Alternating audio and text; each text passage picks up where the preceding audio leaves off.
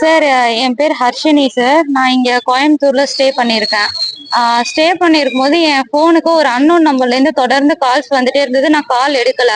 அதுக்கப்புறம் யாரு கண்டினியூவா வேற வேற நம்பர்ல இருந்து கால் பண்றாங்கன்னு சொல்லி அட்டன் பண்ணி பேசும்போது, நான் விஜய் ஆனந்த் பேசுறேன், இந்த மாதிரி நான் ஒரு பெரிய லீகல் அட்வைசர் நானு, எனக்கு உங்களை பிடிச்சிருக்கு, நீங்க நேர்ல வாங்க அப்படின்ற மாதிரி அப்ரோச் பண்ணாங்க. எதனால சார், நீங்க யாரு ஃபர்ஸ்ட் அப்படின்னு கேட்கும்போது, என்னை பத்தி நீ கோயம்புத்தூர் ஃபுல்லா விசாரிச்சு பாரு, அப்புறம் தெரியும் உனக்கு அப்படின்னு சொல்லிட்டு அவர் இதுக்கு முன்னாடி சம்மதர் இதுக்கு போட்ட பெட்டிஷன்ஸ் எல்லாம் எனக்கு வாட்ஸ்அப்ல சென்ட் பண்ணி விட்டாரு. அதெல்லாம் வச்சிருக்கேன். பெட்டிஷன் எல்லாம் போட்டுவிட்டு, நான் யாருன்னு நீ தெரியாம பேசிட்டு இருக்க, எனக்கு உன்னை ரொம்ப பிடிச்சிருக்கு, எனக்கு இன்னும் கல்யாணம் கூட ஆகல, என் கூட வந்து நீ வாழணும், வாழலைன்னா நான் உன்னை கொல்லாம விட மாட்டேன், எத்தனை கேஸ்னாலும் போட்டு உன்னை உள்ள தள்ளிடுவேன், நீ குரூப் 1 எக்ஸாம் எழுதி இருக்கன்னு சொன்னாங்க, எக்ஸாம் எப்படி நீ டிபார்ட்மெண்ட் நீ எக்ஸாம் எழுதுன தடையமே இல்லாம நான் பண்றேனா இல்லையான்னு பாரு அப்படின்ற மாதிரி ரொம்ப மிரட்டினாங்க சார். அது மிரட்டினதுனால நான் இன்சிடென்ட் வந்து பாப்பம்பட்டி பிரிவுல தான் அவர் இந்த மாதிரி பேசினது. 9ஆம் தேதி அன்னைக்கு வந்து இங்க எம்எக்ஸ் லாட்ஜ்ல வந்து ரூம் போட்டு ஸ்டே பண்ணிருக்காரு. 9ஆம் தேதி மார்னிங் எனக்கு கால் பண்ணி, இந்த மாதிரி நான் நாளைக்கு நைட்டு போயிடுவேன், நீ நாளைக்கு நைட்டு ஈவினிங்குள்ள நீ என் கூட வந்து இருக்கலன்னா அடுத்த ஒரு மாசத்துல நான் யாருன்னு சொல்லி பாப்பேன்னு சொன்னாரு. அவர் சொன்னாருன்றதுனால நான் போல, நான் இவன் என்ன பண்ணிட போறான் அப்படின்னு சொல்லிட்டு நான் போல.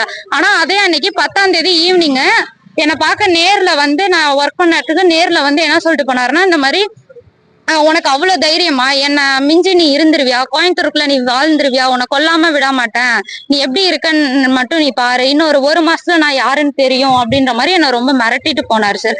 மிரட்டிட்டு போயிட்டு ஒரு டிஎஸ்பி மகேஷ்குமார், அவங்க கன்னியாகுமரி டிஎஸ்பியோட போட்டோவெல்லாம் எனக்கு ஃபார்வர்ட் பண்ணி விட்டு, நீ எக்ஸாம் எழுதுனதெல்லாம் பாரு, என்ன பண்றன்னு மட்டும் பாரு அப்படின்ற மாதிரி ரொம்ப த்ரெட்னிங் பண்ணிட்டே இருந்தாரு சார். செக்ஷுவலா அவர் கூட இருக்கணும் அப்படின்ற மாதிரி அவர் என்ன ரொம்ப டார்ச்சர் பண்றாரு சார். எனக்கு அவர் யாருன்னே தெரியாது சார். அவருக்கு என் நம்பர் யாரு கொடுத்தாங்கன்னு தெரியல. யாரோ, ஆனா பிள்ளைங்க தான் யாரோ நம்பர் கொடுத்துருக்காங்க. அவங்க நம்பர் கொடுத்துதான் என் நம்பர் கால் பண்ணாரு. நான் என்னோட சாட்ல கூட நீங்க டெக்ஸ்ட் பண்ணி எடுத்து கூட காமிக்கிறேன் பாருங்க. தொடர்ந்து ஒரு 5 போன் வந்திருக்கும், நான் எடுக்க கிடையாது. யாருன்னு 5 போன் ஒரு வாரம் கழிச்சுதான் நான் ஒரு போனே எடுத்தேன். நான் யாருன்னு தெரியாம பிக் பண்ண அன்னோன் நம்பர்ஸ் எடுக்க மாட்டேன். சோ அதுக்கப்புறம் பிக் பண்ணும்போதுதான் நான் அந்த மாதிரி விஜய் ஆனந்த் என்னை பத்தி தெரியாது அப்படின்னா, அதுக்கப்புறம் நான் நிறைய பேட்ட அவர் அட்வொகேட்னு சொன்னாரு. என்கிட்ட அவரோட நேம் அந்த இதுலயே வந்தது, விஜய் ஆனந்த் அட்வொகேட்னு வந்தது. நான் அட்வொகேட்ட கேட்டா தெரியும்னு சொல்லி அட்வொகேட்ஸ்ட விசாரிக்கும் போது அவங்க என்ன சொன்னாங்கன்னா, இந்த மாதிரி ஆல்ரெடி அவருக்கு ஒரு ப்ரீவியஸ் 23 கேஸ், 23மே உமன் ஹராஸ்மெண்ட் கேஸ் தான் இருக்கு. இதே இன்சிடென்ட் இப்போ உனக்கு நடந்த மாதிரியே கன்னியாகுமரியில நடந்தது. 25 பொண்ணுங்க ஒன்னா வந்து இந்த கம்ப்ளைண்ட்டை கொடுத்தாங்க, உடனே ஆக்ஷன் எடுத்தாங்க. ஆனா நீ இப்ப தனியா போனீங்கன்னா ஸ்டேஷன்லயோ கமிஷனர் ஆபீஸ்லயோ எங்கேயுமே கேட்க மாட்டாங்க. நீ டைரக்டா கலெக்டர் ஆபீஸ்ல கூட